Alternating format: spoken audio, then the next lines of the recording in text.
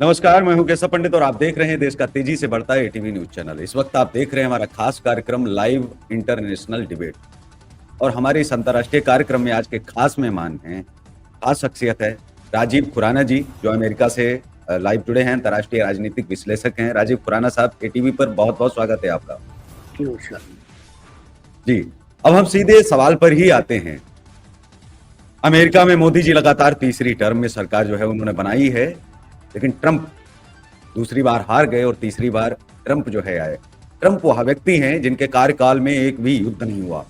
Trump वह व्यक्ति हैं जिनके कार्यकाल में अफगानिस्तान उनके हाथ से नहीं गया, रूस यूक्रेन का युद्ध नहीं हुआ, और तमाम जो अंतर्राष्ट्रीय मुद्दे थे जिन पर कहा जाता था कि ये कोई संभाल नहीं सकते हैं। चाहे हम किम जोंग उन की बात करें कि किम जोंग दुनिया भर को डराता था और ये कहता था कि मैं मिसाइल छोड़ दूंगा, ये कर दूंगा, वो कर दूंगा। तो ट्रंप बिना डरे हुए अमेरिका का वो पहला राष्ट्रपति जो किम जोंग जुन के घर में उतर पड़ता है और कहता है भाई ठीक है, आप कर लीजिए, आप छोड़ दीजिए अमेरिका में मिसाइल। तो ट्रंप के जो कार्यकाल में हुआ वो हम सबने देखा। एक तरह से इतिहास अगर लिखा जाएगा तो ट्रंप को सबसे पहले उन स्वर्णिम अक्षरों में भी लिखा जाएगा।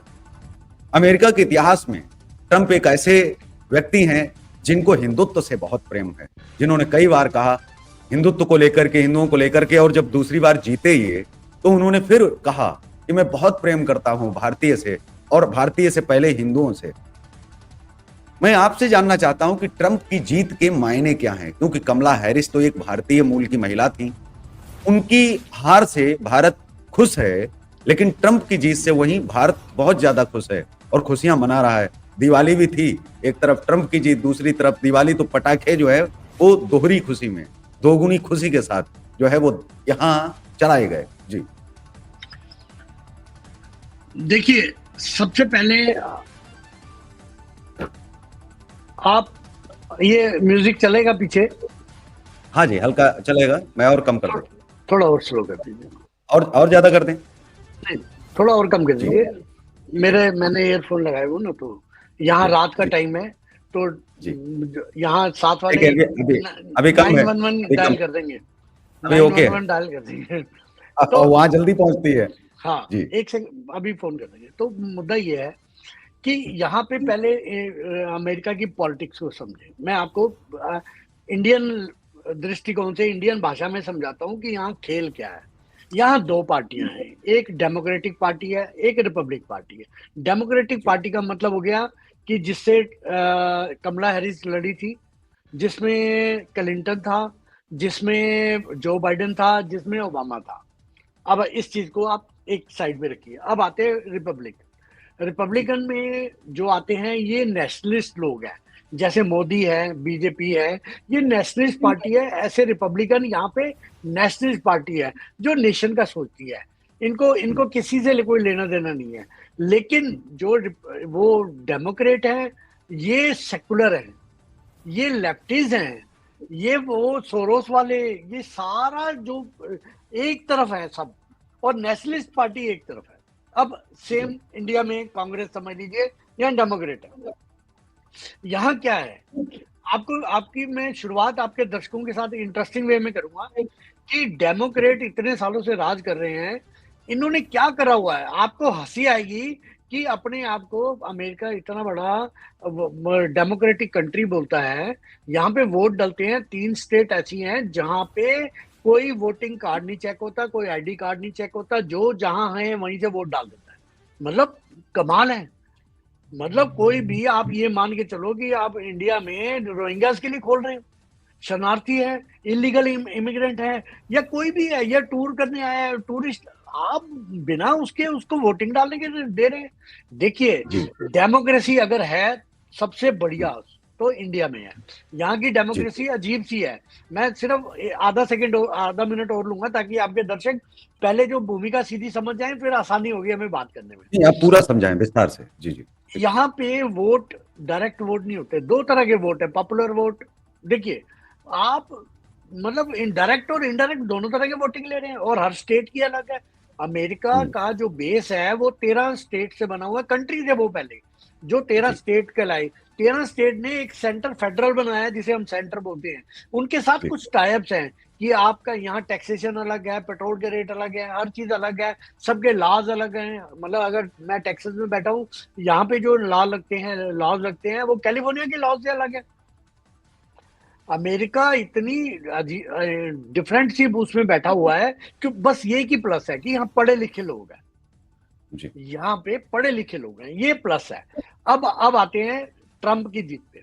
देखिए, ट्रंप को पिछली बार रोकने की कोशिश की, पॉपुलर वोट वाला इशू जो बना, उसके बाद जो वहां पे हुआ, वाशिंगटन के जो इनके वहां थे, तो वहां पे जो हबड़ा तबड़ी मची, उसके उसका केस भी चल रहा है। कोई बड़ी बात नहीं कि ट्रंप राष्ट्रपति बनने के बाद इस पे सजा हो जाए और ये जेल चला जाए, कोई इसमें बड़ी बात नहीं। पर यहाँ का लॉ है कि कोई भी जेल के अंदर से भी प्रेसिडेंट बन कर चला सकता है अपना रूल। अच्छा, अब ट्रंप का क्या है? ट्रंप और कमला हैरिस, यानी कि डेमोक्रेट और रिपब्लिक, मैं आपको नाम लेके बोल रहा हूँ, कंफ्यूजन ना हो। जी तो ट्रंप की पार्टी ट्रंप का ये सोच है कि देखिए, एक चीज पे दोनों कॉमन है कि हमें पूरी दुनिया का दादा बनना है, बने रहना है। उसके लिए कुछ भी करेंगे दोनों लोग, कोई किसी का भला करने नहीं आया, ये अपना भला करते हैं। अब मैं फर्क बताता हूँ सोच का फर्क ये है कि जो ट्रंप है वो ये कहता है कि मुझे बाहर नहीं लड़ना, मुझे बाहर पैसा नहीं भेजना। पहले आप ऐसा डोनेट करते हो वहां उनको, फिर उसके बाद आप वेपन उनको हेल्प करते हो, सपोर्ट करते हो, फिर आप वेपन भेजते हो, तब आपको इनकम आती है। डोनाल्ड ट्रंप बोलता है कि मुझे कुछ नहीं चाहिए, मुझे अपने कंट्री में ही सब कुछ जनरेट करना है और नंबर 1 बने रहना। बेसिक डिफरेंस ये है। जी और दूसरी बात, बॉर्डर, यहाँ इमिग्रेंट को रोकने के लिए ट्रंप बहुत सख्त है, जिसमें कमला हैरिस बिल्कुल कांग्रेस की तरह बिहेव करते हैं कि कोई भी आ जाए, वेलकम। तीसरा, जी सबसे बड़ी बात, यहाँ पे क्योंकि पढ़े लिखे लोग हैं, यहाँ रोटी पानी की समस्या तो है नहीं, टॉयलेट की समस्या तो है नहीं। यहाँ जी जो लड़ रहे हैं एलजीबीटी, बहुत बड़ा इशू है। एलजीबीटी पे कमला हैरिस बहुत लिबरल है, उनकी पार्टी। जब मैं कमला हैरिस बोलता हूँ तो मैं डेमोक्रेट बोलता हूँ, उनकी पार्टी। लेकिन बिल्कुल लेकिन ट्रंप ये कहता है कि जो भी है, मेल फीमेल, वो अपनी आइडेंटिटी, अपना, यहाँ पे बच्चा पैदा होता है उसका जेंडर नहीं लिखा जाता, वो कल को बड़ा होकर चूज करेगी मैं मेल हूं कि फीमेल हूं। मतलब इस कंट्री की आजादी इस लेवल पे पहुंच गई है कि यहाँ तो मतलब अजीब सा ही माहौल हो गया है। यहाँ पे एलजीबीटी का जो उनको इतनी फैसिलिटी दे दी गई है कि वो लोग डिसाइड। देखिए अभी आपके पेरिस ओलंपिक में क्या हुआ, एक लड़का कहता है कि मैं लड़की हूं, क्योंकि लड़के उसका फंडामेंटल राइट है, वो अपने जी जेंडर को चूज करता है, क्योंकि यहाँ के लॉ लगते हैं। इस लॉ के हिसाब से वो लड़कियों के बॉक्सिंग में लड़ा और एक लड़की को मार मार के लहूलुहान कर दिया और गोल्ड मेडल जीत लिया, जो कि बाद में फिजिकली प्रूवन हुआ कि वो मेल है। मेल है यहाँ पे ये बड़ी गफलत है। आप किसी को बहन जी या भाई साहब नहीं कह सकते, आपको पता नहीं लग सकता कि वो बहन जी होके भी भाई साहब हो सकते हैं, और जो भाई साहब है वो भाई साहब होके भी बहन जी हो सकते हैं, या मिडल भी हो सकता है, या दोनों भी हो सकते हैं। एक साल एक आदमी मेल हो सकता है, नेक्स्ट ईयर फीमेल हो सकता है, फिर उसके बाद फिर मेल हो सकता है, फिर दोनों ट्रांसजेंडर कुछ भी हो सकता है। तो इस इशू पे ट्रंप बड़े सालों से काम कर रहा था कि नहीं, नेचर के अगेंस्ट नहीं जाना, इससे फैमिलियां टूट रही हैं, जनरेशन खराब हो रही है। चौथा जो सबसे बड़ा रीजन है, यहाँ की गवर्नमेंट तो इसराइल को पसंद करती है, लेकिन 103 यूनिवर्सिटियों में यहाँ पे प्रो फिलिस्तीन करीब 4 महीने से यूनिवर्सिटियां बंद पड़ी हैं, क्योंकि स्टूडेंट सारे लिबरल हैं, लेफ्टिस्ट हैं, सोरोस के पैसे हैं, सब कुछ वही चल रहा है जो हमारे यहाँ जेएनयू में चलता है, एएमयू में चलता है, जो वहां हो रहा है, शाहीन बाग में हो रहा है, किसान आंदोलन, वही सेम यहाँ भी है। तो वहां वहां पे उनको फंडिंग मिल रही है और वो फिलिस्तीन को सपोर्ट कर रहे हैं। मतलब किसी से कोई इंटरव्यू लेने जाता है, मैं यहाँ सारे चैनल वॉच कर रहा हूँ, कोई किसी से इंटरव्यू लेने जाता है बच्चे से, वो फिलिस्तीन के तो बात करता है, वहाँ ये हो रहा है, वो हो रहा है, मार नरसंहार हो रहा है, ठीक। लेकिन जब उनसे पूछा जाता है कि आपने 11 नवंबर को जो हुआ, वहां पे जो पहले उन्होंने अटैक किया, 1200 लोगों को मारा, इसराइल के बच्चों को माइक्रोवेव में भून दिया, औरतों को उठा के उनके लाइव टीवी देखा सबने, तो इस बात पे उनको कुछ नहीं बोला जाता, वो ना सुनते हैं ना बोलते हैं, क्योंकि यहाँ पे जो प्रोफेसर हैं, जो विचारधारा है, सेम इंडिया वाली है, जेएनयू एएमयू, आप मान के चले। जी ओके अब इसका ट्रंप की जीत का क्या प्रभाव पड़ेगा? पहला प्रभाव, जी ट्रंप की जीत का प्रभाव पड़ेगा जेलेंस्की पे, जो उसको फ्री की सपोर्ट मिल रही थी, वेपन की सपोर्ट मिल रही थी रशिया के अगेंस्ट में वार में, उसमें आएगा। दूसरा फर्क पड़ेगा इसराइल को, इसराइल की सपोर्ट कम हो जाएगी, कंडीशन बांटेगा वार, क्योंकि नो वार वाला है, इसको वार नहीं हम्म, चाहिए, क्योंकि ये अपना हाँ पैसा जी, वेस्ट नहीं करना चाहता। बड़ा बिल्कुल। सिंपल है। तो अब हम्म, इसका फर्क पड़ेगा बांग्लादेश में, जो अभी अभी मोहम्मद यूनुस के साथ हुआ है। वो डेमोक्रेट ने तो कराया है, उन्होंने एक जी शेख हसीना को हटा के अपना बंदा भेज के वहां लगवा दिया, नोबेल प्राइज देके। जी इनका फर्क पड़ेगा अफगानिस्तान में तालिबान के, इनका फर्क पड़ेगा पाकिस्तान में, जो जेल में बंद है इमरान, उसको ट्रंप बाहर करवाएगा। हमारे यहाँ जो बार बार सत्ता मोदी के खिलाफ और बीजेपी गवर्नमेंट के खिलाफ, स्टेबल सरकार के खिलाफ जो एजिटेशन हुए हैं, उनकी सबकी फंडिंग यहाँ से होती थी। आपको मैं लास्ट में ट्रंप का बता दूं, यहाँ वो दुकानें बंद हो जाएंगी जो जिनसे राहुल गांधी आके मिलता था। Ilhan Omar, Bradley James, Ro Khanna, Raja Krishnamoorthi, Barbara Lee और इल्हान उमर को याद रखिएगा, और जी अमृत सिंह। ये वो लोग हैं जो डीप स्टेट कहलाते हैं, जो यहाँ सोरोस के पैसे से, ओपन सोसाइटी के नाम से ये यहाँ करते थे, और राहुल गांधी रेगुलर इनसे मिलने आता था। अब इन पे शिकंजा कसेंगे, क्योंकि क्योंकि ये कैपिटलिस्ट कंट्री है। यहाँ यहाँ जितने कैपिटलिस्ट थे वो इकट्ठे थे और डेमोक्रेट को सपोर्ट करते थे। हॉलीवुड डेमोक्रेट का वही इंडिया वाला हाल है, जैसे बॉलीवुड इन लिबरल्स को करता है सपोर्ट, ऐसे हॉलीवुड ने किया। एक भी हॉलीवुड के एक्टर एक्ट्रेस ने, टीवी स्टार ने ट्रंप को सपोर्ट नहीं किया। एक भी बिजनेसमैन ने सपोर्ट नहीं किया। एलन मस्क ने किया, एलन मस्क ने भी इसलिए किया क्योंकि एलन मस्क को बाकी की जो यहाँ के कैपिटलिस्ट लोग हैं उन्होंने अपने ग्रुप में शामिल नहीं किया, क्योंकि एलन मस्क एक नया प्लेयर बनता हुआ नजर आ रहा है, एक नया रईस बन रहा है, एक नया कॉर्पोरेट एमएनसी बन रहा है। तो उसको उसको डाला नहीं, इसलिए एलन मस्क इधर आ गया। एलन मस्क ने जो इस बार ट्रंप के लिए किया है, आप सोच ही नहीं सकते कि इसने कितना पैसा बहाया है ट्रंप के, क्योंकि यहाँ पैसा बहाना लीगल है। यहाँ कोई बॉन्ड वॉन्ड का चक्कर नहीं है, यहाँ सब कुछ लीगल है। आप डोनेशन लो, ले लो, फेवर लो, सब लीगल है। जी तो इसके मायने बदलेंगे। अब इंडिया में टेस्ला भी आना आएगा, क्योंकि एलन मस्क अभी रुका हुआ था, क्योंकि मोदी आने नहीं दे रहा था। कारण है कि वो अपनी अपनी जो मैन्युफैक्चरिंग यूनिट है, फोर्ड, ये जो इंडियन महिंद्रा विंद्रा है, टाटा वाटा है, इनको कह रहा था ई बना लो, इलेक्ट्रिक कारें बना लो। नहीं तो टेस्ला आ गया तो जैसे वर्ल्ड में इसने डिस्ट्रॉय कर दिया सबको बाकी, और छा गया है, ऐसे इंडिया में छाएगा। तो पूरा मौका दिया मोदी ने 8 साल। अब टेस्ला रुकेगा नहीं, क्योंकि अब प्रेशर आएगा एलन मस्क का ट्रंप पे, ट्रंप का प्रेशर आएगा मोदी पे, मोदी। Indian government. जी जी भारत के अंदर एक लगातार एक लॉबी प्रयास कर रही है कि ट्रंप आ गए हैं, अब देखिए देश में तीसरा विश्व युद्ध शुरू हो जाएगा। ट्रंप के आने के बाद में ट्रंप आ गया है, अब देखिए कि भारत को किस तरह से जो है निचोड़ा जाएगा, किस तरह से लूटा जाएगा और किस तरह से खसौटा जाएगा। क्या मैं जो आप राजनीति की बात कर रहे थे, भारत के अंदर क्या ये चीज है कि यहाँ वैसे ही भिखमंगों को, भूखे नंगों को यहाँ खड़ा कर दिया जाता है, टिकट दे दिया जाता है, गुंडों को, माफियाओं को, और ये कहें कि आतंक के सरपरस्तों को उनको टिकट दे दिया जाता है।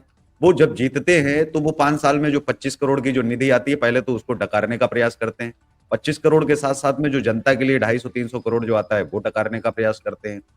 लेकिन अगर हम अमेरिका की तर्ज पर अगर बात करें कि भारत के अंदर अगर हम इंडस्ट्री को ही अगर सीधे खड़ा अगर हम कर दें, यहाँ पर मान लीजिए कि कोई उद्योगपति अगर खड़ा हो जाता है, विधायक बन जाता है, उसके पास खुद ही 500 करोड़ है, 1000 करोड़ है। अगर वह व्यक्ति 500 करोड़ जिसके पास है, अगर वो व्यक्ति सांसद अगर बनता है, तो क्या आपको लगता है कि वो 5 करोड़ या 6 करोड़ के लिए अपनी जो है नीयत खराब करेगा, अच्छे लोग नहीं रखेगा और ऐसे लोगों को क्या आसपास आने देगा कि जो जनता का पैसा है वो जनता तक ना पहुंचे? मैं समझना आपसे ये चाहता हूं, कहने का मतलब ये है, अमेरिका की तर्ज पर हम चाहते तो हैं अमेरिका जैसा बनना, हम चाहते हैं अमेरिका फ्रांस जैसा हमारा विकास हो, हम वहां जैसा सोच पाए, वहां जैसी शिक्षा हो, एजुकेशन हो, चीजें हो, स्वतंत्रता भी हो। लेकिन हम वहां के जैसे लोगों को जिता क्यों नहीं पाते, खड़ा क्यों नहीं कर पाते? अगर कोई उद्योगपति खड़ा हो गया तो हमें ये लगता है कि वो जो है गलत ही कर लेगा। यहाँ उद्योगपतियों को वो रिस्पेक्ट क्यों नहीं मिल पाती है? जैसे यहाँ बहुत सारे लोग बड़े, चाहे वो टाटा हो या वो हो, तो फिर विपक्ष जो है करता रहा है, और आज अंबानी है, अडानी है, तो आज उनका विरोध हो रहा है।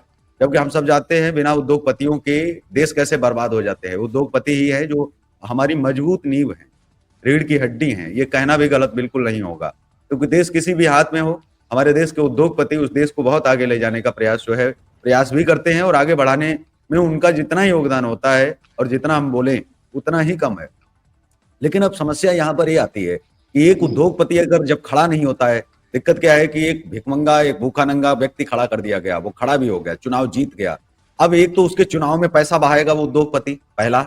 दूसरा, वो उद्योगपति क्या करेगा कि उसको जरा सा भी काम होगा, 2 करोड़ का काम करवाना है, 200 करोड़ में वो पास होगा, तो अब वो खुद जनता से बड़े टैक्स जो है लगवाएगा, गवर्नमेंट की तरफ से अपने सामानों पर टैक्स लगाएगा, और वो लूटने का प्रयास करेगा ही करेगा। अगर वो खुद जीत जाएगा तो अपना जो खुद का उसका ब्लैक मनी है वही वाइट करते करते 5 साल उसके गुजर जाएंगे, पहला। दूसरा, उसको जो अपनी चीजों के लिए, जो अपने प्रोजेक्ट पास करने के लिए जहां पैसा बहाना पड़ता था, वो पैसा नहीं बहाना पड़ेगा, क्योंकि बहुत आसानी से जो है ये चीजें हो जाएंगी। तो देश में क्या, अगर हम अमेरिका की तर्ज पर उद्योगपतियों को यहाँ अगर खड़ा करें, और उद्योगपतियों को ये समझाने में अगर यहाँ की राजनीतिक जो बड़े लोग हैं, अगर वो प्रयास करें, जैसे मोदी बहुत ज्यादा प्रयास करते हैं, वो सीधे सीधे नेताओं को खड़ा करने के बजाय अगर उद्योगपतियों को अगर राजनीति में ले आए और उनको समझाएं कि देशभक्त बनिए, पैसा तो आपके पास बहुत है, और आप जो जनता का पैसा है वो तो आप लूटेंगे नहीं, क्योंकि आप पहले से ही करोड़पति हैं। तो आप लाख रुपए नहीं आप लूटेंगे, आप अरबपति हैं तो आप करोड़ रुपए नहीं लूटेंगे, क्योंकि आपकी अपनी इज्जत है, अपनी रिस्पेक्ट है समाज में। तो कैसे आप देखते हैं कि क्या वास्तव में अब भारत को बदलने की जरूरत है? भारत में अब जो अभी तक खुलेआम टिकट बेची जा रही थी वो बंद कर देनी चाहिए, उद्योगपतियों को उतारना चाहिए, और ईमानदार उद्योगपति हैं हमारे पास, हम ये जानते हैं, चाहे वो महिंद्रा हो, बहुत बढ़िया है, देशभक्त है। साल में लगता है कि 20 से 25 कम से कम महिंद्रा कार तो वो ऐसे ही फ्री में बांट देते हैं लोगों को, जब किसी की कहीं कोई ऐसी चीज देखते हैं। तो बहुत सारा काम करते हैं हमारे यहाँ के उद्योगपति। अगर वो खड़े हो जाएंगे और अगर राजनीति में आ गए, तो हम ये कह सकते हैं कि भले ही कुछ बदलाव हो, 10%, 20%, लेकिन होना शुरू हो जाएगा। जी नहीं, ये जो चैरिटी है जो करते हैं वो ठीक है, यहाँ भी करते हैं, और इन्होंने एनजीओ बना रखे हैं, सबके अपने अपने फोर्ड फाउंडेशन है, सब करते हैं, वो ठीक है। बेसिक फर्क क्या है? बेसिक फर्क ये है, एजुकेशन मैं पहले बता चुका हूँ बेसिकली, और यहाँ पे सबके अंदर देशभक्ति है। हमारे में देशभक्ति की कमी है। अगर आपके अंदर 1% देशभक्ति है तो आप राजनीति को उसी हिसाब से देखेंगे और डिसाइड करेंगे कि मुझे वोट किधर, जात बिरादरी, पैसा लेके, दारू के पौवा लेके वोट डाल देना, अपने परिवार का वोट डाल देना, उनकी डील कर लेना, यहाँ नहीं है। दूसरा, सबसे बड़ा, आप इंडस्ट्रियलिस्ट यहाँ पे चलाते हैं गवर्नमेंट, इसमें कोई दो राय नहीं, लेकिन पैसा, रोजगार, क्या किसी कंट्री में गवर्नमेंट रोजगार देती है? क्या लिमिट है? गवर्नमेंट एम्प्लॉइज जो हैं, जो पूरा इंफ्रास्ट्रक्चर है उसको कंट्रोल करते हैं, उसको सेटल करते हैं, उसको स्मूथ रखते हैं, उस पर वॉच रखते हैं, उसके लीगल कॉन्सिक्वेंसेस देखते हैं, और अपनी फॉरेन पॉलिसी के हिसाब से उसको ऊपर नीचे करते हैं ताकि ये बढ़े और ये कम हो। लेकिन अगर आप इंडस्ट्रीज को ही सीधा दे दोगे तो इंडस्ट्रीज की राइवल्टी जो है वो सामने विपक्षी पार्टियों में आ जाएगी। ये नहीं होना चाहिए। हमारे यहाँ जो मोदी जी जिसको बिलोंग करते हैं, शास्त्री जी बिलोंग करते थे, मैं दो नेताओं का और नाम लेता हूँ, अडवाणी वाजपेयी जी का। हमारे में पॉलिटिक्स जो है वो एक सेवा है, सर्विस है।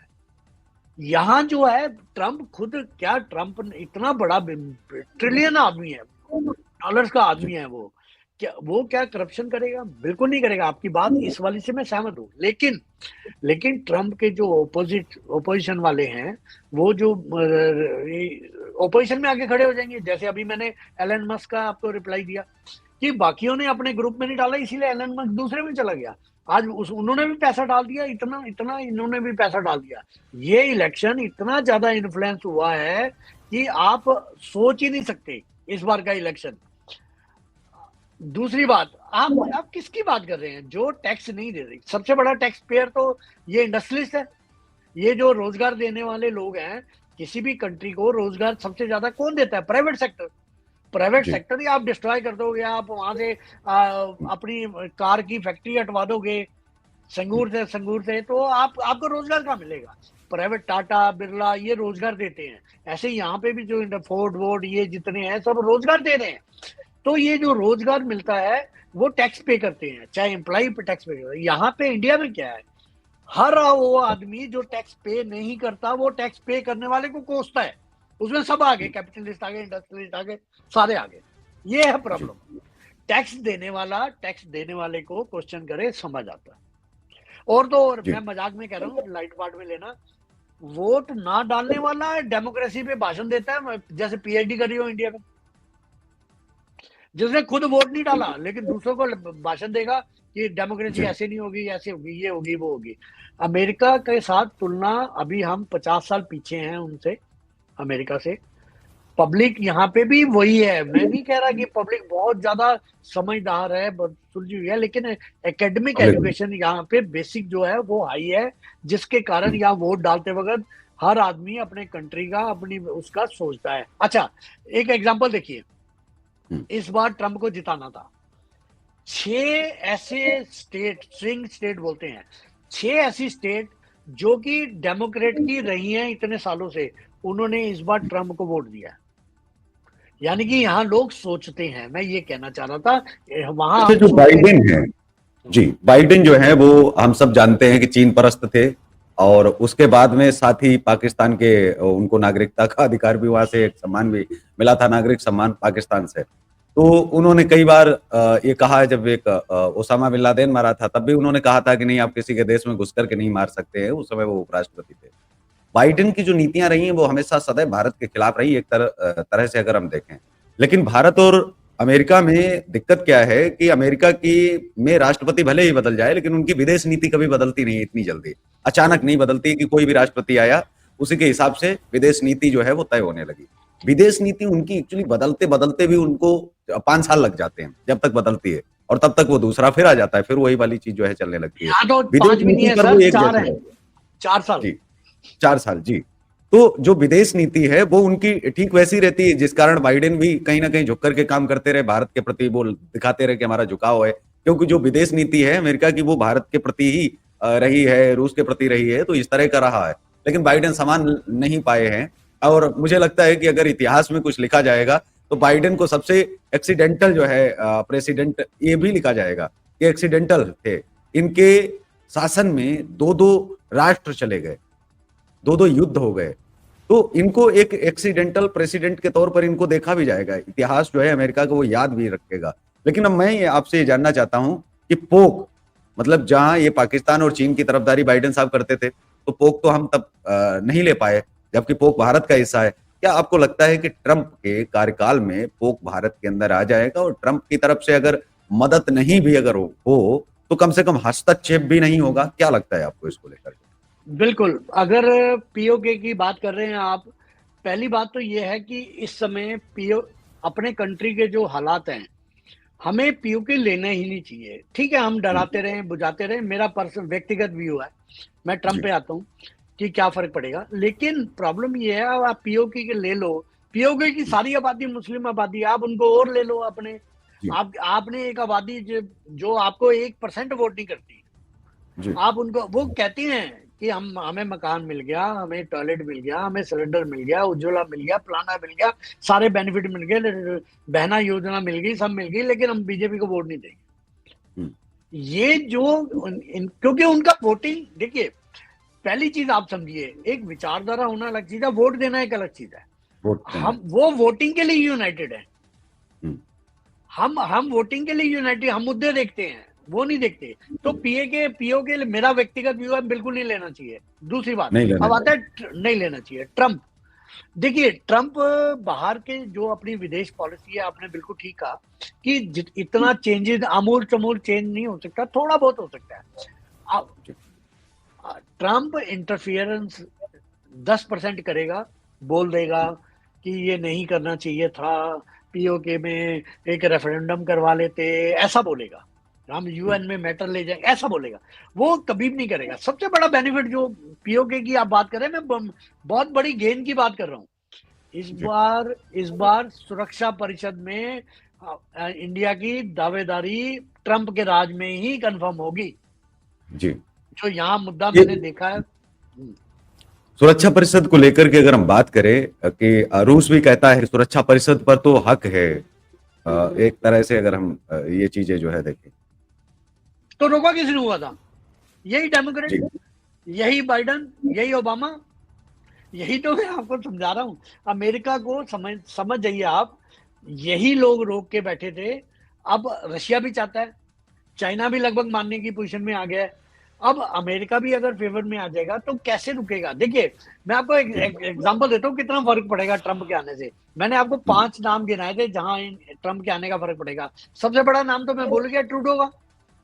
जी कनाडा में जैसे ही ट्रंप जीता है, कनाडा में अभी टेक्सास से ही जी 800 लोग माइग्रेंट वापिस चले गए बसों में जी बैठ के। जी तो ट्रूडो की जो 5 आइज जिसके बिहार पे ट्रूडो ने बयान दिया था, मैं आपको बड़ी इंटरेस्टिंग बात बताता हूँ कि ये जो निज्जर वाले एपिसोड में ट्रूडो ने जो बोला वो कहाँ गलती होगी। देखो, अभी तक सब बातें कर रहे हैं, समझ कोई नहीं पा रहा। मेरा जो अपना मानना है वो क्या है, एक 5 आइज के नाम से इन्होंने एक यूनिट बनाई हुई है जिसमें अमेरिका है, कनाडा है, ऑस्ट्रेलिया है, न्यूजीलैंड है और एक कंट्री और है। ठीक है, इन्होंने मिलके एक बना रखा है कि हम कोई भी इंफॉर्मेशन जो किसी के लिए सेंसिटिव होगी, किसी के लिए जासूसियों के लिए होगी, कुछ भी पता लगे, हम एक दूसरे को शेयर करेंगे। परफेक्ट। इन 5 लोगों ने 5 आइज के नाम से वो बनाया। 5 आइज ने ट्रूडो को दिया कि निज्जर को मारने में, सुनना मेरे वर्ड एक एक गौर से, आपके जी चैनल पे बता रहा हूं ये बात, कि निज्जर को मारने में इंडियन का हाथ है। वो इंफॉर्मेशन क्या हुआ, उसने ट्रूडो ने एक तो पार्लियामेंट में बोल दिया, दूसरा इंडियन के बजाय इंडिया बोल गया, एन शब्द खा गया। हम्म, ये होता है किसी बेवकूफ पप्पू नेता को चुनने का नतीजा। जी आपको इंफॉर्मेशन आई किसी इंडियन ने मारा है, आपने इंडियन की बजाय इंडिया बोल दिया, जिससे 2 कंट्रियों में क्या क्या रिलेशन खराब हो गए, जबरदस्त रिलेशन खराब हो गए। बिल्कुल इसलिए अपने देश का नेता समझदार होना चाहिए। जेलस्की देख लो और ये देख लो ट्रूडो ने क्या हाल कर दिया। इंडियन आज खुद है।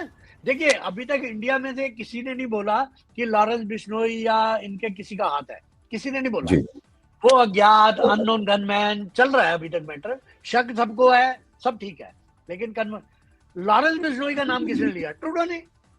तो इंडियन तो लॉरेंस बिश्नोई इंडियन है। जो आपने कहा इंडिया और इंडियन, बिल्कुल आपकी बात से मैं सहमत हूँ और ये बहुत बड़ी बात आपने कही है कि अभी तक कोई इस पॉइंट को पकड़ ही नहीं पाया, क्योंकि इंडियन तो अफजल गुरु भी था, इंडियन तो बहुत सारे लोग थे, लेकिन उनको इंडिया नहीं कह सकते हम। इंडिया और इंडियन में बहुत अंतर है, बहुत जो परफेक्ट। है बड़ा अंतर है, अगर हम कहें जमीन और आसमान का।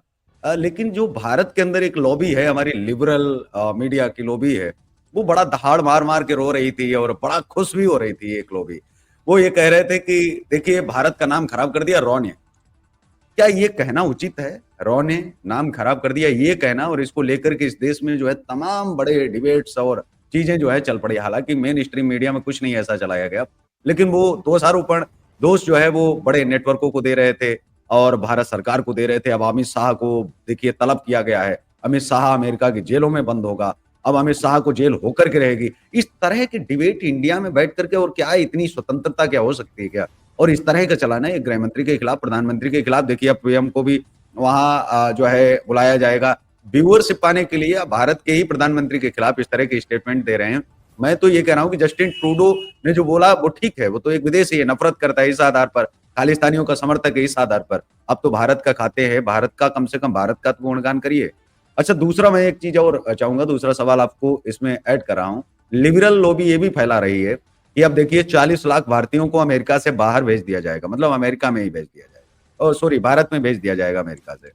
तो कितनी सच्चाई है कि ट्रंप के आने से जो ट्रंप के भक्त हैं वो बड़ा खुश हो रहे हैं, लेकिन ट्रंप भारतीयों को वहां से भेजेगा, इन बेरोजगारों का क्या होगा? जिस तरह से फैलाया जा रहा है, ये नैरेटिव पेश किया जा रहा है, इससे आप कितना सहमत हैं और सच्चाई क्या है? जी देखिए, वही जो जो ट्रूडो ने गलती की वही सब कर रहे हैं। वो उसने बोला है कि इलीगल इमिग्रेंट्स को मैं बाहर भेज डिपोर्ट करूंगा। इलीगल, अब इलीगल वर्ड तो बोल नहीं रहे, इमिग्रेंट्स को भेजूंगा। अरे स्किल्ड को भेज देगा तो बर्बाद हो जाएगा अमेरिका, क्या बात कर रहे हैं आप? यहाँ जी पे जो भी डॉक्यूमेंट लेके आया है, H1B वीजा लेके आया है या वर्किंग वीजा लेके आया है, उसको कोई दिक्कत नहीं है।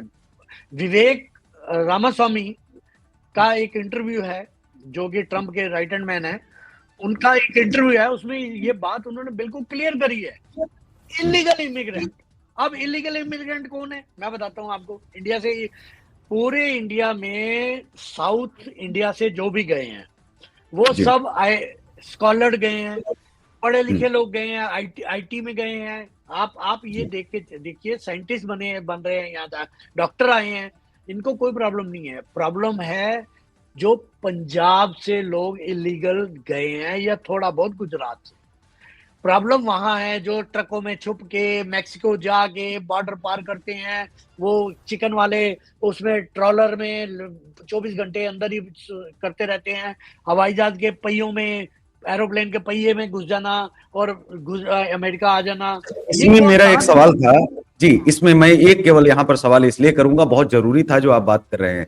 मैं कह रहा हूं कि अमेरिका जैसे देश में टंकी रूट के जरिए जहां हम 4-5 लाख में अमेरिका पहुंच सकते हैं, वहीं 70 लाख से लेकर के 2.5 करोड़ तक का वो रास्ता, जिसमें 1000 किलोमीटर पैदल चलना शामिल है और बहुत लंबा रास्ता है। उस रास्ते वो जो जाते हैं, टंकी रूट के रास्ते, अमेजन के जंगलों में मारा जाना, परिवार सहित बहुत कई बार मार दिए जाते हैं, लूट लिए जाते हैं, और बहुत सारे लोग, अभी हमारे हरियाणा से गए थे शायद 8 लोग, उनमें से एक ही जिंदा बचा, 7 लोग मार दिए गए थे अमेजन के जंगलों में। और मान लीजिए कि ये लोग पहुंच गए, 70 लाख इन्होंने खर्च कर दिया, मान लीजिए 7 दूनी 14, 1 करोड़ 40 लाख लेकर के गए, 2.5 करोड़ तक का बताया जा रहा है। इतना पैसा लेकर के ये पहुंच गए मुहाने तक, अमेरिका के समझिए कि एक गेट तक पहुंच गए। अब मैं ये जानना चाहता हूं कि अगर, ये पहला सवाल तो यहां से ये है कि अगर ये वहां से भागते हैं, क्योंकि ये सुरक्षा कर्मियों को देखेंगे, जेल जाना पसंद नहीं करेंगे, अगर ये वहां से भागते हैं तो वापस क्या फिर इतना लंबा सफर तय करके भारत क्या वापस आ सकते हैं, या जो अन्य देश है भी उनके जरिए जाते हैं वहां भी पहुंच सकते हैं? दूसरा सवाल ये है कि कुछ लोग बॉर्डर क्रॉस कर जाते हैं, जो छुप कर के अंदर पहुंचते हैं, उनको बिना डॉक्यूमेंट के अमेरिका में क्या काम मिल जाता है जब वीजा नहीं है या यहाँ से पासपोर्ट नहीं है? और उनको कैसे काम मिलता है? बहुत सारे लोग जो पहुंच रहे हैं उनको काम कैसे एक्चुअल मिलता है, और किस तरह से उनको जो है वो छुप करके कैसे काम करते हैं, और फिर पैसा कैसे भेजते हैं, रह कैसे रहे हैं? क्योंकि बिना डॉक्यूमेंट के क्या वहां पर रह भी सकते हैं? चलिए मान लीजिए छुप करके पहुंच गए, लेकिन वो इतना लंबा 2 साल 3 साल 5 साल तक, और जो 2.5 करोड़ खर्च करके जा रहा है, 70 लाख खर्च करके जा रहा है, 80 लाख खर्च करके जा रहा है, ये पैसा इतनी जल्दी पूरा कैसे होता है? कितना वक्त लगता है इसमें? ये मैं जानना चाहता हूं, अगर कुछ आप इस पर प्रकाश डाल पाए जी। नहीं, मैं आपको बताता हूँ प्रॉब्लम क्या है। प्रॉब्लम ये है कि जो इतनी प्रॉब्लम झेल के इतने पैसे खर्च करके एंटर कर भी गया, अब वहां से तो उसका प्रोसेस शुरू होना है। वहां पे उसको अभी इतने साल छुप के रहना है। उसको चाहे वहां पे किसी से मैरिज, फर्जी मैरिज दिखानी है, फेक मैरिज, या कोई ऐसे करके तब जाके वो सेटल होगा। वो प्रोसेस तो अभी शुरू होना है। उससे पहले ही जो खत्म हो गए, मर गए, वो बर्बाद। प्रॉब्लम क्या है, आप रोजगार कौन देता है? अगर ये आ भी गए, रोजगार देते हैं एशियन, पाकिस्तानी, इंडियन। ये लोग अपने रेस्टोरेंट में, अपने उसमें बिना कैश देते हैं। मान लो 1 घंटे के $8 मिलते हैं, तो उन्हें $1 में कम मिल जाती है लेबर। समस्या यहाँ है, इनको सबको मिलता है यहाँ पे इन्हीं लोगों से। जो यहाँ के अमेरिकन लोग हैं वो नहीं ये काम करते, वो अपने कंट्री के लिए लॉयल हैं। तो ठीक है। प्रॉब्लम ये आती है कि मेरी सबसे गुजारिश है, जो आपके चैनल के माध्यम से देख रहे हैं, कोई भी जी। ये गलत काम ना अपनाए। अगर आपने 1.5-2 करोड़ रुपए देना है किसी अपने सीए से, सीएस से, और किसी ऑथोराइज जो एजेंसीज हैं उनसे बात करें। यहाँ पे कई स्कीमें हैं जिसमें आप यहाँ पे इतनी इन्वेस्टमेंट करें, XYZ, इतनी इन्वेस्टमेंट के साथ यहाँ पे 6 लोगों को रोजगार दें, आपको सिटीजनशिप सीधी मिलती है। आप यहाँ पे गैस स्टेशन, पेट्रोल बोलते हैं, पेट्रोल को यहाँ गैस बोलते हैं, आप यहाँ पे गैस स्टेशन खोल लें। एक गैस स्टेशन पे आपने 6 लोकल अमेरिकन को, जो अमेरिका के रहने वाले हैं, चाहे वो गोरे हैं या कोई भी हैं, आप उनको रोजगार दे रहे हैं, तो आपको ऑटोमेटिकली सिटीजनशिप मिलती है। आपको 2.5 करोड़ 5 करोड़ जो भी आपका, वो लीगल लगाए ना। अगर आपको सिटीजन बनना है तो इस प्रोसेस में 2-3 साल में आपको मिल जाती है। वरना क्या है, प्रॉब्लम क्या है? अगर आप, मैं आपके चैनल के माध्यम से बड़ी इंटरेस्टिंग बात बता रहा हूँ एक और, जी। केशव जी, जी। अगर आप अभी स्टूडियो में बैठे हुए अप्लाई करते हैं सिटीजनशिप के लिए, या ग्रीन कार्ड बोलते हैं यहाँ, आप उसके लिए अप्लाई करते हैं, आपको कितने साल लगेंगे पता है आपको? 127 ईयर्स, 127 साल लगेंगे आपको सिटीजनशिप मिलने में। क्यों, इसका 100 चक्कर क्या है? हाँ जी, जी 127 साल। क्या चक्कर क्या है मैं बताता हूँ। अमेरिका को लेबर चाहिए, यहाँ पे मैन फोर्स नहीं है, मैन पावर नहीं है, तो ये मैन पावर के लिए इमिग्रेशन खोलते हैं। ठीक, अब क्या है कि इन्होंने कोटा बांधा हुआ है, 7% इंडिया के हिस्से आता है, और इंडिया से मतलब अगर एक साल में या 6 महीने में, 1 महीने में 7 लोगों को सिटीजनशिप देनी है उन्हें, और 10 लाख की अप्लाई है, तो वेटिंग में आगे सब लोग। ऐसे वेटिंग बढ़ रही है। 2012 की अभी स्कूटनी चल रही है, हम 2024 में हैं, उनकी स्कूटनी चल रही है, यानी कि उनके पेपर वेरीफाइड हो रहे हैं जिन्होंने 2012 में अप्लाई किया था। जी तो आप इसीलिए इलीगल इमिग्रेंट आते हैं, क्योंकि यहाँ कानून बड़े सख्त है। अच्छा, आपके पास एक रास्ता है, आप अंकोला के सिटीजनशिप है, आपके पास अंकोला की, आप अंकोला से एंटर करो, वहां से कोई आता ही नहीं, तो आपको 2 साल में ही आपको सिटीजनशिप मिल जाती है। यहाँ पे अभी जो ट्रंप ने बोला है कि वो ये जो 7% वाला है, इस पे एक बार पहले भी जब इसकी टर्म आई थी, इसने कोशिश करी थी। मैं बता रहा हूँ, इंडिया डायरेक्ट मेजर रूप से कहाँ इन्वॉल्व है अमेरिका के इलेक्शन में, उस टॉपिक पे हम डिस्कस करें, दैट इज यहाँ पे रोजगार, इमिग्रेशन, सिटीजनशिप। तो ट्रंप ने कोशिश करी थी, सीनेट में डेमोक्रेट का राज था, उनकी मेजोरिटी थी, उन्होंने पास ही होने दिया। लेकिन इस बार इंटरेस्टिंग बात यह है कि इसको हर स्टेप पे मेजोरिटी है। इस बार जो ट्रंप आ रहा है फुल मेजोरिटी के साथ आ रहा है, सीनेट भी इसकी है, सारे मेंबर भी इसके हैं, सब कुछ इसके, जो हमारे यहाँ लोकसभा राज्यसभा होती है वो फुल मेजोरिटी है जी इस बार। अगर कोई चेंज करना चाहेगा तो कर देगा। तो अब वापस आते हैं, क्योंकि नॉलेज की बात है इमिग्रेशन की।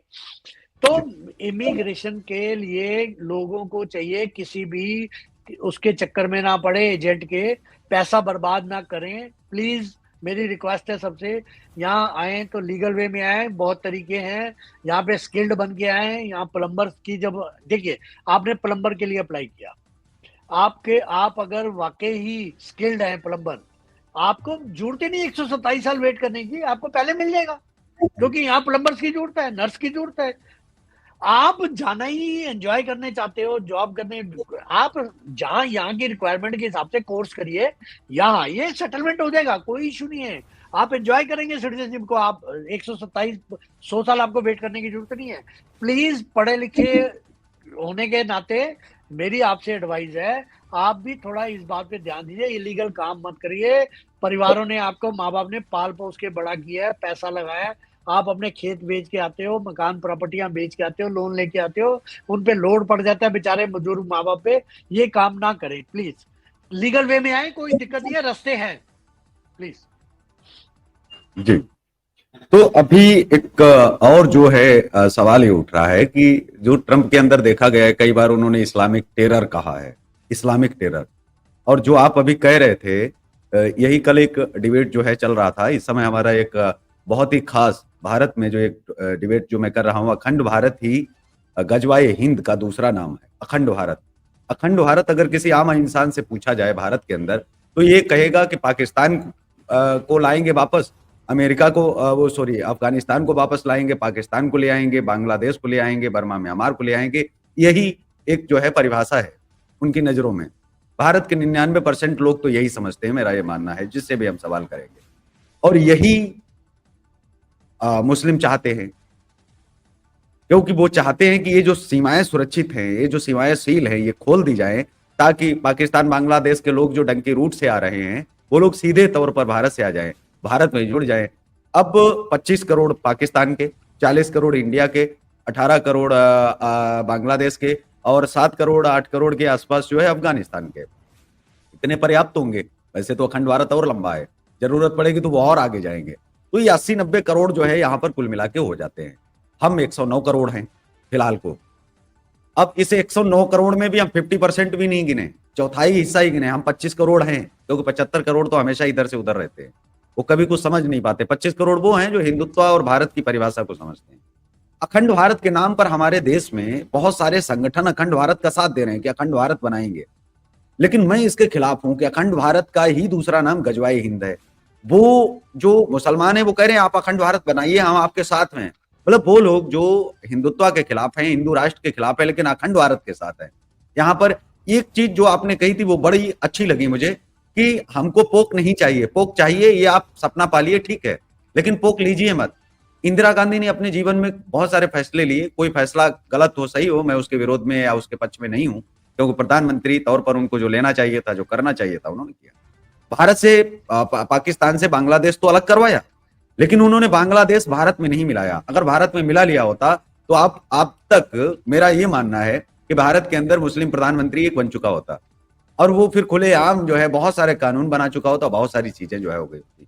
और शायद अगर बांग्लादेश भारत में मिल गया होता तो आज के दौर में मैं बात कर रहा हूं, पाकिस्तान अब तक मिल चुका होता, सीमाएं हमारी टूट चुकी होती और कह दिया जाता कि साहब हम तो संविधान के अनुसार चल रहे हैं, हम 80 करोड़ है, चुनाव लड़ेंगे और हम वैसे ही चलेंगे, हम तो अखंड भारत का सपना पूरा कर रहे हैं। अभी हमको ईरान इराक मिलाना है, अभी हमको बहुत कुछ मिलाना है। आपको लगता नहीं कि जो मूर्ख हिंदू ऐसा मूर्खतापूर्ण कार्य कर रहे हैं, और बड़े बड़े संगठन, मैं कल की आपको बात बता रहा हूं, एक डिबेट में मैं था, वहां पर जो एक संगठन था, उस संगठन में 2 लाख सदस्य हैं, 60 वर्ष हो गए उस व्यक्ति को काम करते हुए, राष्ट्रीय अध्यक्ष थे।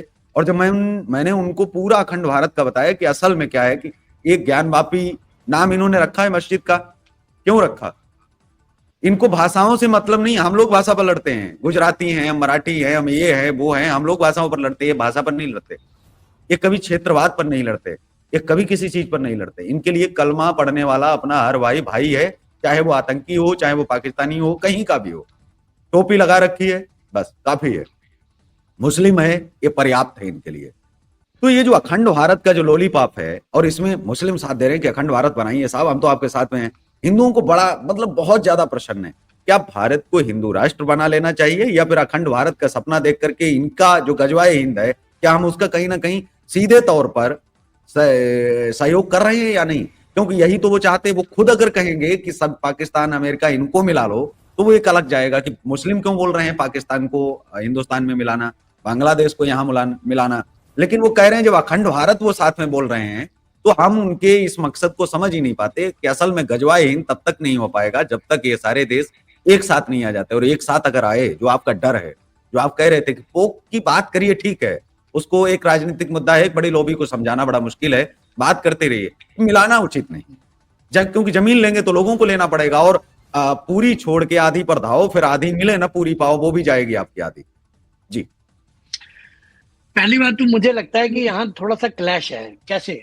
आरएसएस का जो अखंड भारत है, वो इस समय जो भारत है उसकी अखंडता की बात करते हैं। अब क्या हुआ, जो सेकुलर और जो लेफ्टिस्ट और ये जो जितने भी मुस्लिम वाले लोग हैं, इनके जो सोरोस गैंग है, डार्क ये डीप स्टेट है, हम उसे प्रेत राज्य बोलते हैं, क्योंकि डीप स्टेट बोलने से ना ये आपका भी वीडियो बैन हो जाएगा यूट्यूब पे। तो इसको इकोसिस्टम जो भी है, हम इसको प्रेत राज्य बोलते हैं, ताकि उन पे ऑब्जेक्शन ना आए।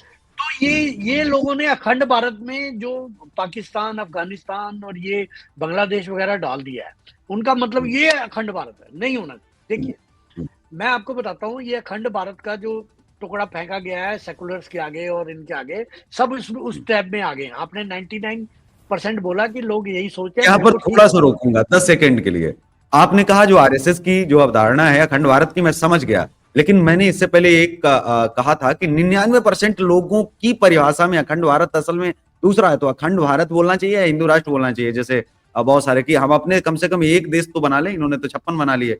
मैं उसको समझना चाहता हूँ, अखंड भारत शब्द का हमें पीछा छोड़ देना नहीं चाहिए। अगर 99 लोग उसकी परिभाषा समझ ही नहीं रहे हैं, 99% को समझाना मुश्किल हो रहा है, तो अखंड भारत को हम लोग दफन कर दें, क्योंकि जो बंदूक उल्टी चल रही है तो उस ऐसे हथियार को हम खत्म कर दें तो ज्यादा अच्छा है। जी, आपके अखंड भारत के शब्द को 99% लोगों ने किस वे में लिया है वो आपने एक्सप्लेन किया, लेकिन जो 1% है, आप जैसा शख्स जिसको इस चीज की समझ है, उसने ही अखंड भारत शब्द छोड़ के हिंदू राष्ट्र बोलना शुरू किया है।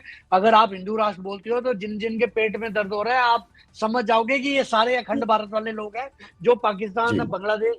आप आपने अगर आउट ऑफ सब्जेक्ट अगर बात कर रहे हैं, तो मैं एक चीज बताता हूँ, उनकी यूनिटी का कारण क्या है? मुस्लिम धर्म की यूनिटी का कारण, पूरी दुनिया में एक किताब, एक ईश्वर, अल्लाह जिसे बोलते हैं वो, और एक लैंग्वेज, उर्दू बहुत ज्यादा हो, अरबी फारसी है, उर्दू है। प्रॉब्लम यहाँ है, इसलिए वो कनेक्ट हो जाते हैं।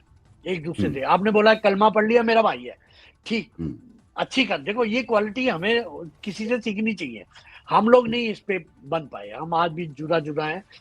मेरा जो कहना है अखंड भारत पे आपने जो बोला, 1% लोग समझ गए थे कि ये अखंड भारत किडनैप हो गया है, ये इसको बड़े परिप्रेक्ष्य में ले गए हैं जिसमें उनको फायदा है। तो बाकी जो 1% आप जैसे लोग थे, उन्होंने ही अखंड भारत बोलते बोलते इसको हिंदू राष्ट्र बोलना शुरू किया है।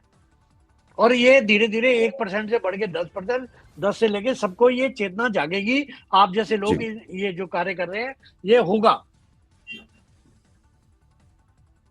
क्योंकि कल वो ये कहने लगे कि मुझे 60 वर्ष हो गए और 60 वर्ष में मैं अखंड भारत की ही बात कर रहा था। बोले पंडित जी प्रणाम है आपको कि आपने मेरी आंखें खोल दी, नहीं तो मैं अपने मरते दम तक अखंड भारत की जो कल्पना थी उसमें रहता और अखंड भारत ही मेरे जीवन में रहता।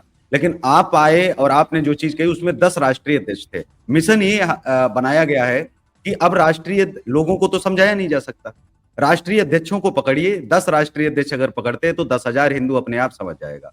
अगर हम वो धीरे धीरे बेचारे 100 राष्ट्रीय अध्यक्षों को समझेंगे तो 1 लाख हिंदुओं तक वो बात पहुंच जाएगी, क्योंकि हर एक संगठन में 1,000-2,000 सदस्य होते ही हैं और किसी में समझिए कि सीधे किसी में 2 लाख है, किसी में 10 लाख है। तो अखंड भारत बनाम जो गजवाए हिंद है वो एक ही बात है, देखिए, मतलब उनके आप लिए एक ही बात है, वो जानते हैं इस बात को। आपने जी। जो जिन लोगों की जिक्र किया है ना, वो इनोसेंटली है। जैसे हम जब देश आजाद नहीं हुआ था, हम्म, अल्लाह ईश्वर तेरे नाम सबको सम्मति दे भगवान अल्लाह, हम उसी को मानते थे। बाद में हमें समझ आया कि हो हम के क्या शब्द पकड़ बैठ के, मरते वक्त तो हे राम ही था ना, अल्लाह तो नहीं था, हे राम ही था। तो हम आपने जो बेचारे ये कर रहे हैं, इनोसेंटली कर रहे हैं, ट्रैप्ड होते जा रहे हैं, इनको जैसे ही ये समझ आएगा ये सब इस रास्ते पे आ जाएंगे। कोई इशू नहीं है ये, हमें बड़ा जी। सजग रहना है। तो फिर एक बात अफगानिस्तान बताओ, को लेकर के अगर हम बात एक बात, करें। एक एक 10 सेकंड सिर्फ, एक जी। बात बताओ, अगर ये अखंड राष्ट्र हो गया तो फिर आप रोहिंग्यास और बांग्लादेशी घुसपैठियों की अगेंस्ट क्यों खड़े हो? फिर तो वेलकम करो, वो तो पहले आ गए। जी। जो शादी में है बारात से पहले गेस्ट आ गए, उनको तो बिठाओ ना। जी। नहीं बिल्कुल, गद्दारी एक तो करनी। ये स्वतंत्रता अधिनियम में भी बात करेंगे और इस पर भी बात करेंगे कि चंद्रशेखर ने जो है कश्मीर को लेकर के नवाज शरीफ से कहा था एक बार, हमारे जो बाबूजी थे प्रधानमंत्री थे चंद्रशेखर आजाद, वो सॉरी चंद्रशेखर जी, तो बलिया के, तो नवाज शरीफ को कहा कि आप जम्मू कश्मीर ले लीजिए, आप रोते रहते हो पाकिस्तानियों। तो उन्होंने कहा आप देने को तैयार हैं, तो फटाफट एक कमरे में व्यवस्था की गई बैठने की, क्योंकि प्रधानमंत्री थे, दो प्रधानमंत्री किसी देश में थे, मैं देश का नाम भूल रहा हूं, जब आप गूगल करेंगे तो आपके सामने आ जाएगा। तो उसमें हुआ क्या कि व्यवस्था हुई, लिखा पड़ी हुई, उन्होंने कहा क्या आपकी शर्तें हैं, आप किन शर्तों पर मुझे जम्मू कश्मीर दे रहे हैं? बोले कोई शर्त नहीं, सिर्फ मेरी एक ही शर्त है कि जम्मू कश्मीर ले लीजिए, जम्मू कश्मीर के साथ में जो हमारे देश में जो 20-22 करोड़ उस समय मुस्लिम थे, उन्होंने कहा जो वो हैं वो आप अपने साथ ले जाओ। वो भी स्वतंत्रता जो अधिनियम है 1947 उसी के तहत, लियाकत पैक्ट से पहले जो ये था कि 20 साल 25 साल में निकलेंगे, बस ये लियाकत पैक्ट खत्म होगा, लियाकत पैक्ट को खत्म कर दो और आप इस पैक्ट को आप बना लो, मैं जम्मू कश्मीर देने को तैयार हूं। हालांकि खुले मंच पर एक बार अटल जी ने भी ऐसा कहा था। लेकिन अब मैं आता हूं, जब हम अंतर्राष्ट्रीय मुद्दों पर बातचीत ही कर रहे हैं, अफगानिस्तान के अंदर जो तालिबानी सरकार है, क्योंकि ये बाइडेन की देन है, तो जो बाइडेन की देन की जो सरकार है, बाइडेन संरक्षित सरकार एक तरह से हम कह सकते हैं, ट्रंप के आने से क्या तालिबानी सरकार को खतरा हो सकता है, या फिर अब वो चलने देंगे कि नहीं अब जो हुआ वो हुआ और इतने साल तक जो शासन किया वो ठीक है? अब ट्रंप, क्योंकि आपने ट्रंप की एक बड़ी एक कमजोरी बताई, एक विशेषता बताई, कमजोरी या विशेषता दोनों हम कह सकते हैं, पैसा बर्बाद नहीं करना चाहता वो। क्या चाहेंगे अब वो इस चीज को लेना या तालिबानी सरकार को खत्म करना? क्योंकि विश्व युद्ध वो बाहर तो चाहता ही नहीं है, और वो अगर खाली अफगानिस्तान को छेड़ते हैं और चाइना संरक्षण दे रहा है तो कहीं ना कहीं बहुत सारी चीजें हो सकती हैं। जी।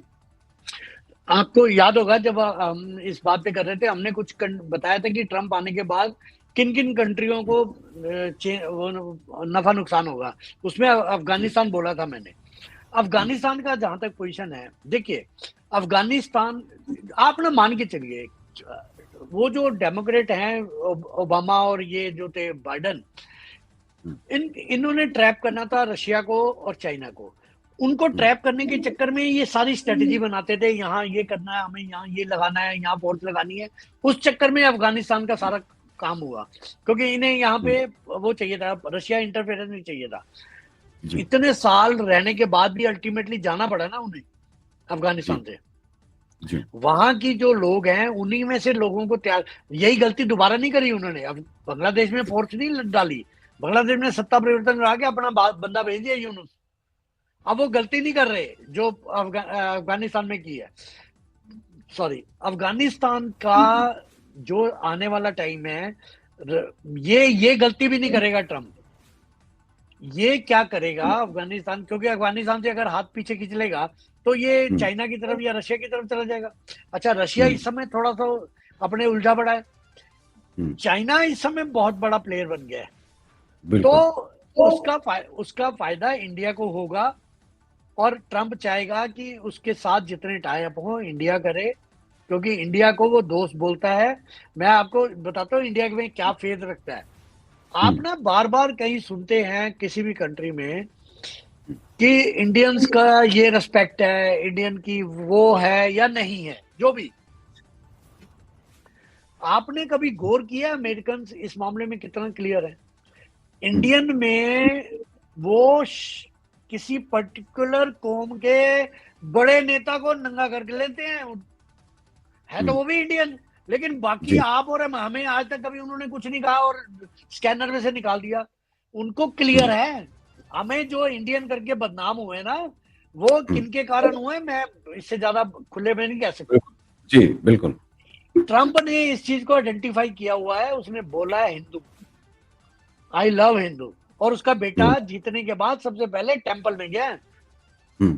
और मैं आपको बता दूं इस बार हिंदुओं का क्या चेंज है इमिग्रेशन पॉलिसी के चक्कर में, क्योंकि लिबरल नहीं है ये, डेमोक्रेट लिबरल है, तो इंडियंस को फायदा होता था। पिछली बार 15% हिंदुओं ने वोट दिया था ट्रम्प को, इस बार 50% लोगों ने दिया है। 50% डेमोक्रेट को मिला है, 50% रिपब्लिक को मिला है हिंदुओं के वोट। हिंदुओं की आइडेंटिफिकेशन बड़ी क्लियर इसने कही है, मुस्लिम टेररिज्म इसी ने बोला है। देखिए ट्रंप के लिए तो उसकी देशभक्ति पे क्वेश्चन मार्क तो यहां भी कोई नहीं लगा सकता। हम वहां बैठे हुए क्या बोल रहे हैं, इंडिया के रास्ते खुलने वाले हैं बहुत ज्यादा, क्योंकि इस समय अमेरिका जब अपनी पॉलिसी चेंज करेगा, उस चेंज में खुद नहीं प्लांट होगा तो अपना अपना किसी को प्लांट करने की कोशिश करेगा, बेनिफिट दे, उसमें इंडिया भी है। जब तक मोदी है तब तक है बेनिफिट।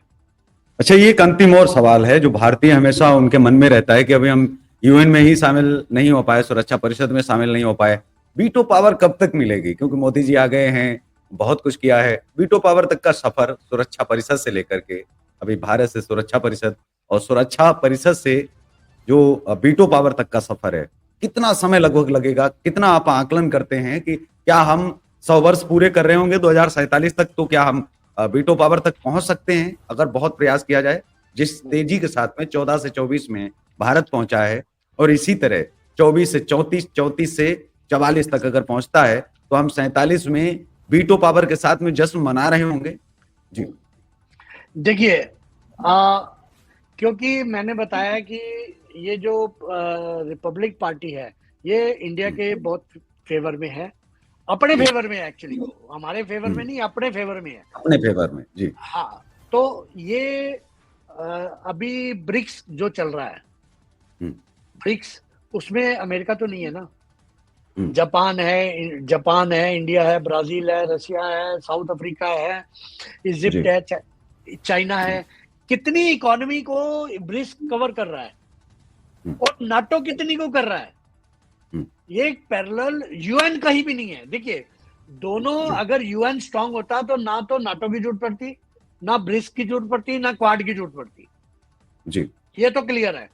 अब क्योंकि ब्रिक्स की पावर बढ़ रही है, इस चीज को ट्रंप बड़ा क्लियर है, वो चाहता है कि इंडिया, चाइना और अगर रशिया मिल गए, अंडरस्टैंडिंग बना ली, ये लगभग 35% वर्ल्ड को कवर करते हैं हर एंगल से, either population, either GDP, either assets, either business, either growth, either employment, जो कुछ भी है।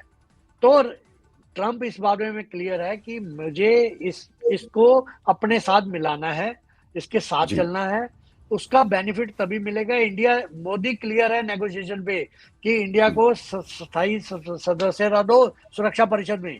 और मैं जी आपके चैनल पे बोल के जा रहा हूं कि 2024 के और 2028 के ट्रंप के काल में ही ये इंडिया को ये मिलेगा, क्योंकि दोनों ग्रह इस समय पक्ष में है। इधर मोदी जी के बैठे हुए हैं, उधर ट्रंप आ जाएगा। इससे फेवरेबल हालात हो नहीं सकते कि हमें जी सुरक्षा परिषद की सीट ना मिले। जी। तो बहुत बहुत धन्यवाद आपका अंतर्राष्ट्रीय मुद्दों पर भी समझाने के लिए, और आपने जिस तरह से चुनाव को समझाया और जिस तरह से आपने लीगल इलीगल रास्तों पर भी बात की कि अमेरिका में आप आइए, लेकिन इलीगल रास्ते से नहीं, बहुत सारे रास्ते हैं, आप अपनाइए तो सही एक बार। उनके जरिए अगर आप आते हैं, एक तो आपको नौकरी तो मिलेगी ही, सम्मान के साथ आप रह पाएंगे, और आपको कभी भी भारत जाने की जरूरत जब पड़ेगी तो आप अपना वीजा लगाएं, आप भारत जाएं और आराम से आप यात्रा करें। लेकिन आप ऐसे रास्तों से मत आइए और इतना पैसा बर्बाद मत करिए, जरूरत ही नहीं। आप करोड़ों रुपए माँ बाप का बर्बाद कर देते, और वो लोग बेचारे जो है शर्म से कई बार आत्महत्याएं कर लेते। कई सारे ऐसे मामले आते हैं। कई बार क्या होता है कि वो कर्जा चुका ही नहीं पाते, कई पीढ़ियां चुकाती हैं। हम 10 लाख ले लेते हैं तो बैंक का लोग, आम लोग नहीं चुका पाते हैं। आप सोचिए कि वो 2.5 करोड़ 3 करोड़, एक लड़का हरियाणा से 8 बार नहीं, 10 बार नहीं, 25 बार उसने प्रयास किया टंकी रूट के जरिए से, और हर बार 70 से 80 लाख का खर्चा आता था। आप समझ सकते हो, उसने अपनी हवेली बेच दी, सारा कुछ बेच दिया, और आज सड़क पर है। और वो 8 लड़के थे जिसने इतनी बार प्रयास किया, और 8 में से 7 लोग अमेजन के जंगलों में मारे गए, एक लड़का ही बचा था, उसने अपनी दुख भरी दास्तां। तो इसी के साथ इस कार्यक्रम में बस इतना ही, हमें दीजिए इजाजत, नमस्कार। और फिर हमारे साथ में अगली बार अंतर्राष्ट्रीय स्तर के जो नए बड़े मुद्दे होंगे उन पर हम फिर लेकर के आएंगे, और अखंड भारत बनाम गजवाए हिंद पर राजीव खुराना के साथ आप पूरी डिबेट अगली बार देख पाएंगे, सुन पाएंगे और समझ पाएंगे। हर भारतीय को समझने की आवश्यकता है, हर हिंदू को जानने की जरूरत है कि गजवाए हिंद और अखंड भारत में कोई ज्यादा अंतर नहीं है, वही है। बस वो नाम बदलने में और रखने में कोई परहेज नहीं करते, अगर उनका भला हो रहा होगा तो, क्योंकि वो तो नाम छिपाने में बहुत माहिर है। तो आप तो खुद उनका साथ दे रहे हो, और वो ऐसे में आपका साथ नहीं दे रहे, आपको समझने की जरूरत है। तो बस एटीवी पर आपका जो है जुड़ने के लिए खुराना साहब बहुत बहुत धन्यवाद, और समय देने के लिए आपका बहुत बहुत धन्यवाद, आभार, क्योंकि बहुत समय हो गया है। तो शुभ रात्रि, जय हिंद, वंदे मातरम। जय जय।